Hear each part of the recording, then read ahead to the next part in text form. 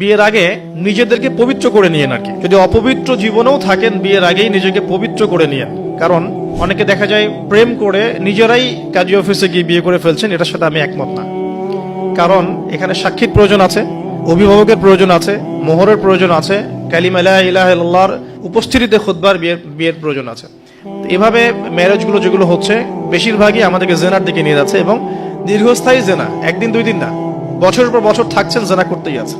একটা points miss করেছি, একটু টাচ করে দিই, যে বিয়ের আগে নিজেদেরকে পবিত্র করে নিয়েন আর কি।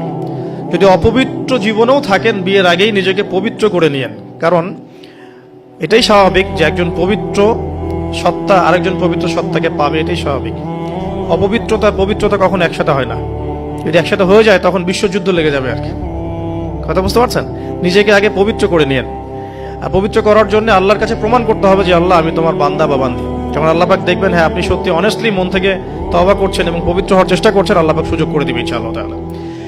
এরপর একটা কথা, যে বিয়ের আগেই পড়াশোনার যে সিলেবাসগুলো যেগুলো বললাম এটা কভার করে নিয়েন। বিয়ের পরে এটা বলা সহজ যে বিয়ের পরে করে নিব, কিন্তু বিয়ের পর রেসপন্সিবিলিটি বাড়বে, এটা করার জন্য খুব একটা বেশি সময় পাবেন না। তো বিয়ের আগেই পড়াশোনাগুলো করে ফেলার চেষ্টা করলে ভালো হয়। আর বিয়ের পর গবেষণা করবেন, বিয়ের পরে হবে গবেষণা। আর বেসিক পড়াশোনার লেভেলগুলো বিয়ের আগে শেষ করে ফেলাটা খুব ভালো। এই জন্য গভর্নমেন্টের যে বয়সগুলো দেওয়া হয়েছে ফিক্স করে, এই বয়সগুলো প্রয়োজন আছে।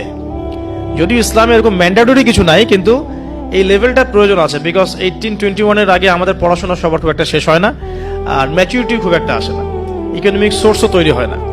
বিয়ের আগে কমপক্ষে একটা হালাল ইকোনমিক সোর্স তৈরি করেন, নাহলে আপনার গায়রত ব্যক্তিত্ব কমে যাবে। যখন পুরুষদেরকে কারো কাছে হাত পাততে হয় তখন তাদের ব্যক্তিত্ব কমে যায়।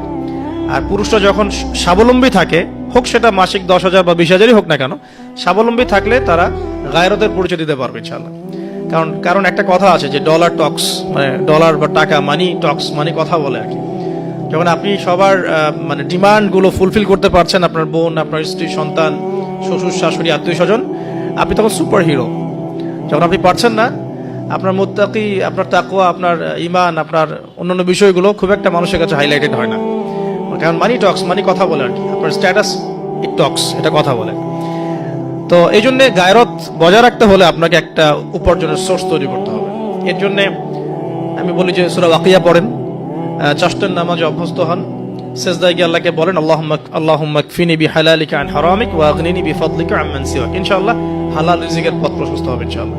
আর হারামে যায় না, কারণ পরবর্তী প্রজন্ম তখন হারামখোর হয়ে বড় হবে আর কি। আসুন সামনে যাই। এবার বিয়েটা সহজ করে ফেলেন। করার পর স্বামী স্ত্রী তাদের মধ্যে যে সম্পর্কটা, এই সম্পর্কটা শুরু হবে 2 রাকাত সালাত থেকে। প্রথম রাতে 2 রাকাত সালাত পড়ে নেবেন, ওযু অবস্থায় সালাত পড়ে ডিসকাস করবেন জীবনের উদ্দেশ্যগুলো সম্পর্কে। ফ্যান্টাসির কারণে এমন কিছু করে যায় না প্রথমে, যাতে করে সে আবার আতঙ্কিত হয়ে পড়ে। সময় দেন, তাকে টাইম দেন, তার সাথে নরম হন, কোমল হন। বিকজ একটা মেয়ে, যারা সতীসাধী মেয়ে, তারা পুরুষকে গ্রহণ করার আগে খুব ভালো করে তাদের মনের মতো একজন মানুষ প্রত্যাশা করে।